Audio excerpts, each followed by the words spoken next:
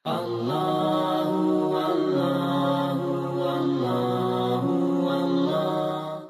Superman tu pun sebab anak nak tengok. Tak apa. Ada satu dialog di mana bapa Superman, Russell Crowe, dia bercakap dengan baby Superman yang waktu itu masih baby. Dan dialognya begini. Dia kata, "Son, for I love the world, that I will send my only son to the world to save them." Ini dialog apa ni? Dialog John 3:16 tadi. Nampak tak? Benda itu didoktrinkan perlahan-lahan masuk, perlahan-lahan masuk, perlahan-lahan masuk, perlahan-lahan masuk sampai kita tak sedar. Maka yang kedua, tuan-tuan dan puan, dia akan merasakan bahawa alah, Islam ni banyak halangan lah, tak best lah, let's be free. Lahirlah ideologi di barat yang dipanggil sebagai YOLO. Tahu YOLO? Bukan JOLO, YOLO. Tahu YOLO tu apa? YOLO. You only live once. Kamu hanya hidup sekali je. Enjoy, bro. Nampak tak hari ini, tuan-tuan dan puan, remaja kita, relax lah, bro. Aku masih muda, enjoy dulu.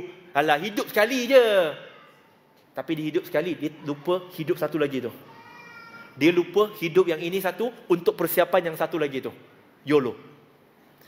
Yang kedua tadi, menjadikan dia ragu. Islam ni macam tak ada solusi. Yang ketiga, tuan-tuan dan puan, waktu itu dia akan mula meragui.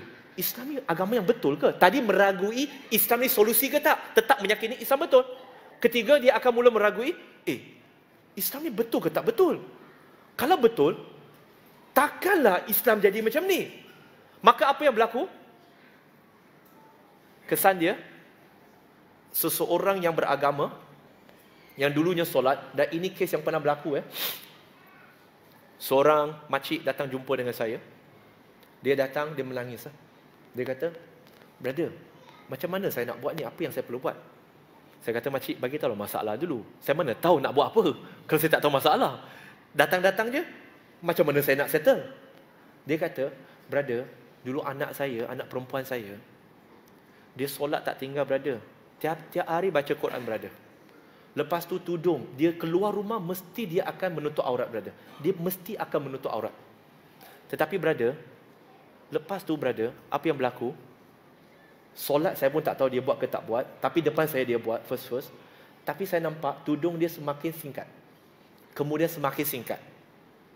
Dulu dia keluar tak akan pakai baju ketat-ketat.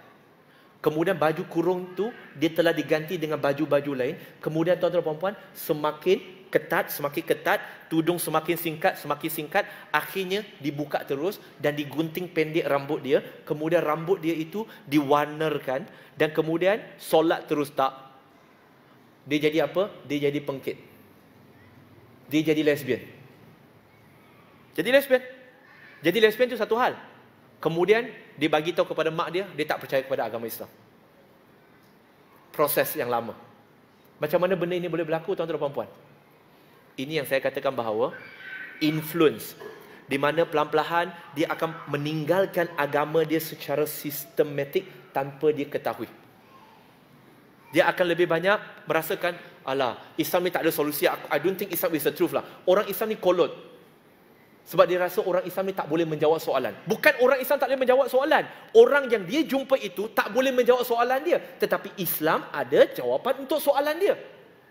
Jadi kesan dia, tuan-tuan dan puan-puan, adalah orang itu akan murtad.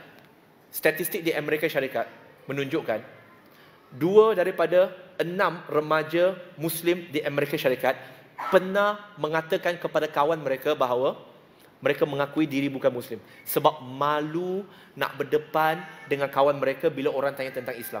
Jadi bila mereka kata, "I'm not a Muslim," you have nothing to defend. Nak saya buktikan, tuan-tuan dan puan-puan, kerap kali tak tuan-tuan dan puan-puan menerima soalan daripada kawan-kawan ataupun melalui social media, orang tanya, kenapa orang Islam tak condemn ISIS, tak condemn Al-Qaeda, tak condemn Daesh? Kenapa orang Islam tak condemn keganasan? Ada ke tak? Kita sering kali, bila saja ada keganasan berlaku, soalan akan diajukan kepada Muslim, iaitu, kenapa Muslim tak bersuara? Tapi tuan-tuan dan puan-puan, perasan tak?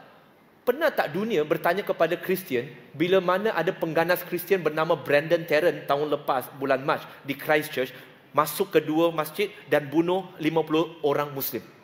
Ada tak dunia meminta orang Kristian untuk menjustifikasi kenapa orang Kristian membunuh? Apabila Arshin Wiratu, seorang Sami beragama Buddha, dia memulakan pembunuhan Rohingya di Myanmar, ada tak dunia mengeluarkan statement meminta penganut agama Buddha mempertahankan, menjustifikasi kenapa mereka membunuh? Apabila 2002, yang merupakan sekarang Perdana Menteri India, Narendra Modi, dia Ketua Menteri Gujarat waktu itu, dialah individu yang didapati instigate, memprovokasi orang Hindu untuk membunuh dan merobohkan masjid. Beratus orang mati. Sehingga Narendra Modi pada waktu itu, tuan-tuan dan puan, dia dilarang masuk ke negara Eropah, dia dilarang masuk ke Amerika Syarikat. Dia ban. Dia kena ban. Tapi selepas dia jadi Perdana Menteri, barulah boleh masuk. Tapi sepanjang tahun itu, dia tak boleh masuk. Apa yang saya sedang cuba sampaikan ni?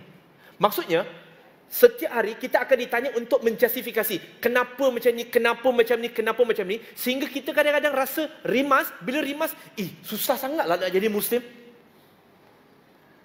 Tuan-tuan dan puan, benda ini bukan benda baru. Nabi SAW dah kabarkan 1400 tahun yang lampau.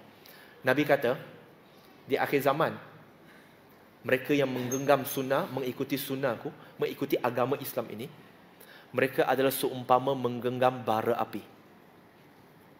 Kalau air yang panas, kita sentuh pun, tarik. Ini genggam bara api, sakit tak? Sakit. Nabi dah kata dah. Mereka yang menggenggam sunnahku pada akhir zaman, seperti menggenggam bara api. Dalam riwayat Abu Daud. Jikalau mereka lepaskan, maksudnya melepaskan Islam, tak mau ikut Islam, mereka akan lepaskan syurga. Tetapi jikalau mereka genggam, mereka akan sakit. Tetapi mereka akan dapat jannah. Hari ini sakit tak jadi Muslim? Sakit. Serius. Cuba pakai macam dia pergi airport dekat luar negara. Confirm security double check. Saya pergi satu negara pun, sebab saya berjanggut je pun. Saya disuruh ke tepi untuk cek lebih. Ke diorang fikir saya simpan bom dalam janggut saya? Anak perempuan saya 4 tahun nak pergi US, lawat makcik dia kat situ. Pergi US. Sampai di airport Perancis. Budak 4 tahun. Okey, extra security check, angkat tangan, nak cek ada bom ke tak ada. Apa benda? Maksudnya hari ini tuan-tuan dan puan, nak jadi Muslim sakit. Akan kena attack. Kerana tujuan attack dia adalah pelan-pelan nak mengeluarkan kita daripada iman. Dan bukankah itu janji syaitan, janji iblis dalam surah Sad, surah 38 ayat 82. Dia kata, aku akan menyesatkan semua mereka. Ni ideologi lain selain daripada Islam, sebagaimana firman Allah Subhanahu Wa Taala, jalan syaitan. Allah Subhanahu Wa Taala yang kata, satu jalan saja, ihdinas siratal mustaqim, jalan Allah Subhanahu Wa Taala saja. Jadi kesan-kesannya tuan-tuan dan puan akan sehingga kita meninggalkan agama kita. Sekarang saya nak pergi kepada solusi. Solusinya apa tuan-tuan dan puan? Tadi saya dah sebut, kalau kita masih tetap duduk, no problem. Kita tetap akan rasa selesa duduk dalam masjid, dalam surau. Mereka yang akan datang. Tetapi bila mereka marah tuan-tuan dan puan, waktu itu baru kita nak defensif. No. Saya dulu main bola sepak. Tadi dia tak sebut lah, saya ni main ke tak? Tak sebut kan? Ada sebut? Belum sebut lah. Saya sebut. Dia sebut lebih baik. Nanti saya sebut, orang kata masuk bakul, angkat bakul. Saya dulu bermain bola sepak untuk pasukan kebangsaan bawah 17 dengan bawah 21 tahun. Okey? Pernahlah juga bermain 6 bulan pro sekejap dengan Public Bank dulu. Okey, tahun 2002. Tuan-tuan dan puan, falsafah dalam bola sepak ialah the best form of defense is to attack. Betul ke tidak? Daripada kita bertahan saja, akan bolosnya. Daripada kenapa nak main untuk seri? No. Kita sebagai Muslim tak pernah main game untuk seri. Apatah lagi kalah. Kita Muslim main untuk menang. Dan cara untuk menang adalah serang. Serang macam mana? Kan nanti ada orang ambil video ni out of context. Oh, tengok nampak brother video ekstrim. Tuan-tuan dan puan-puan, serang. Serang maksudnya kita keluar berdakwah. Kita keluar, bukan duduk surau masjid je.